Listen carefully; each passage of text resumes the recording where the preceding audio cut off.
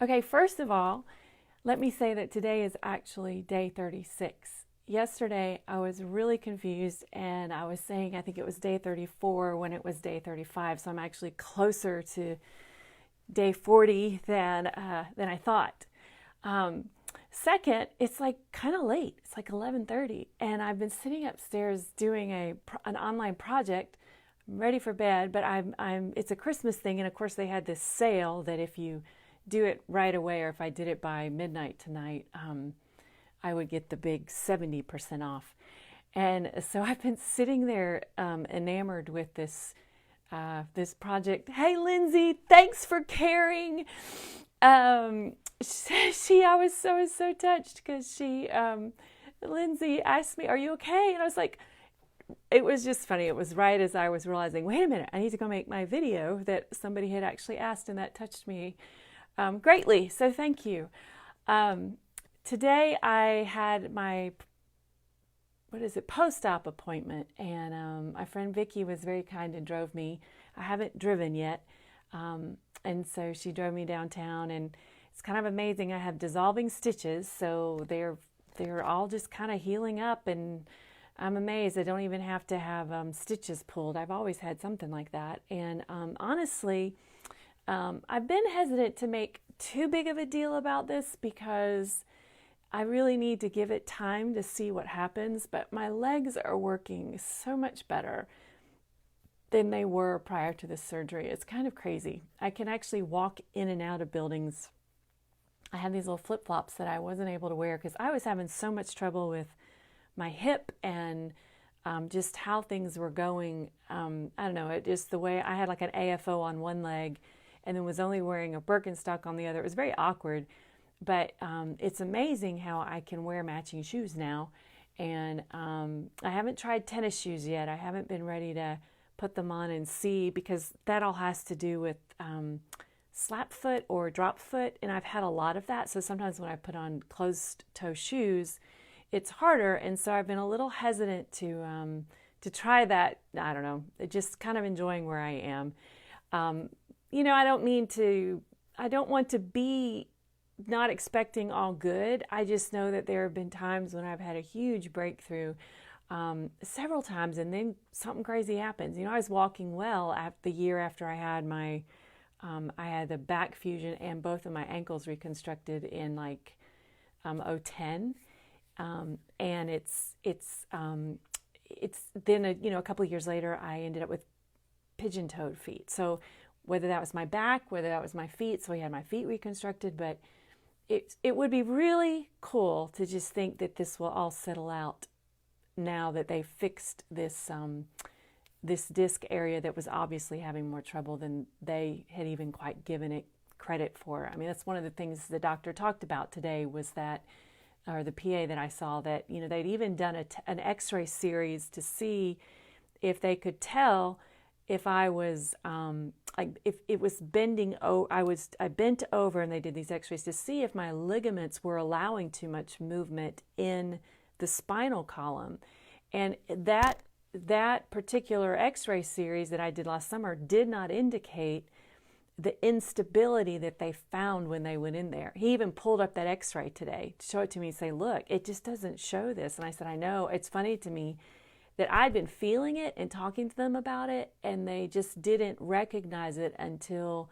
they opened me up." And I don't know why, if I was laying flat on an MRI machine, why it didn't show there versus why it suddenly showed when they opened me up. Why when they did the surgery could they tell that the pieces of that of the spine, I guess that's what it is. It's the spine on either side of the disc. The disc was gone, and the spine was bending together the wrong way, basically creating more instability and probably messing with the nerves. So anyway, the report of the doctor today, again, continues to be good. I'm to take it easy for another month, and so I'm going to try to do that. I'm going to try to enjoy some downtime. That's what I was doing tonight, watching silly Hallmark type movies for Christmas and working on a Christmas project online, thus I'm late. But I just want to go back one more time about this topic. I have heard it all my life, so there's a part of me that when I go to say it, I just think, oh, it just sounds like what everybody says.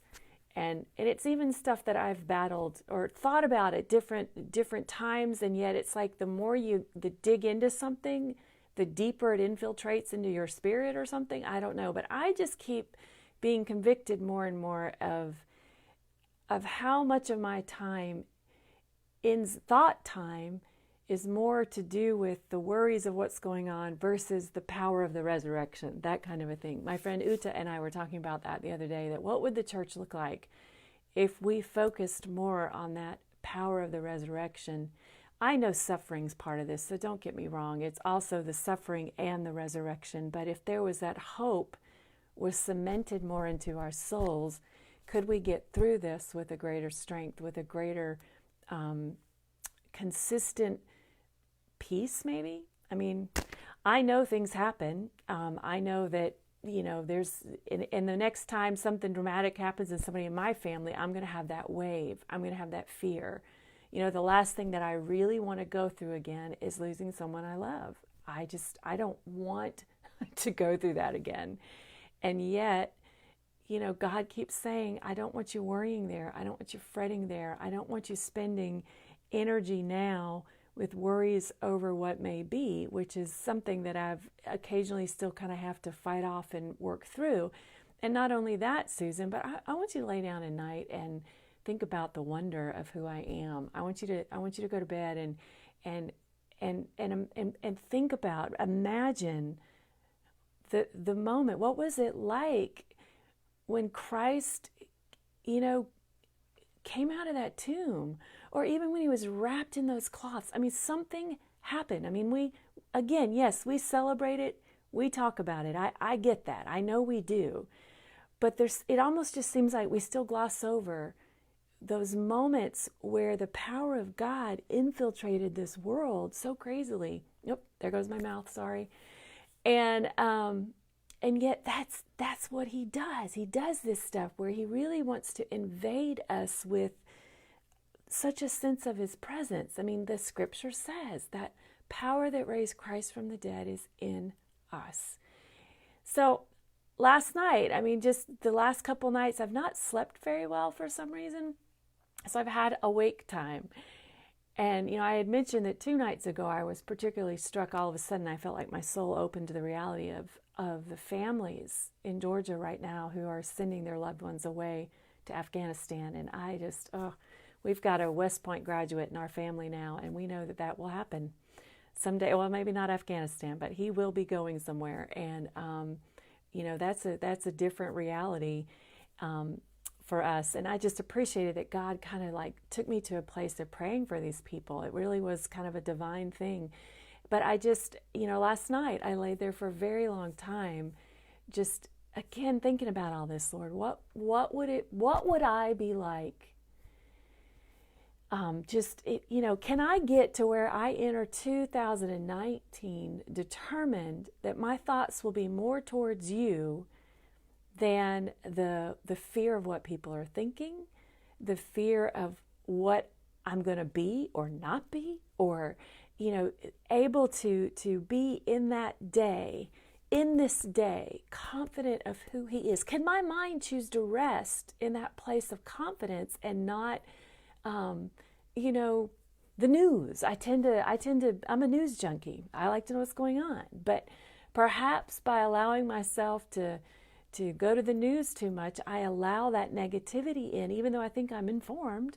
Maybe by being so informed, I'm taking a minute to be too informed, to be too focused on that, and I need to leave a bunch of that time, go away, forget all that, and really be basking more in who he is.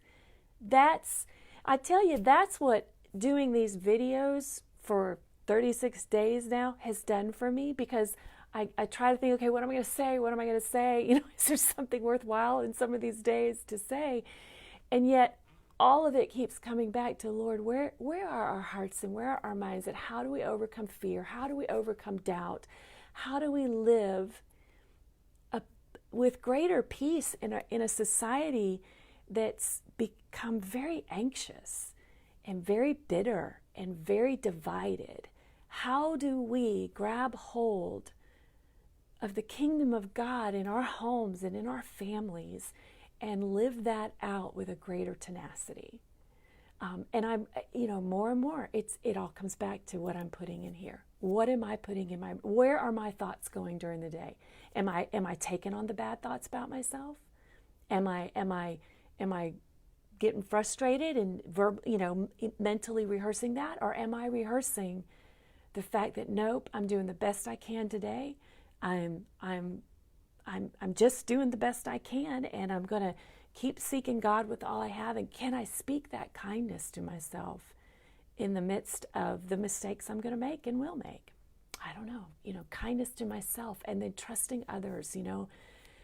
How am I speaking more negative about what's going on in the world, in the church, in my family, than I am hope? And when I really start wanting to measure it that way, I'm just more and more convicted about wanting to continue to change. That's where I am. And I started this by saying, gosh, there's some great news with my legs, and yet, I am cautious. I told the doctor, I said, it's like I know it's big what's happening, but I feel this yellow caution light all around it, just because, there's been so many times that I've ended up, I've had a breakthrough, it's worked well, and then something happens. And I want to be able to walk in that breakthrough now,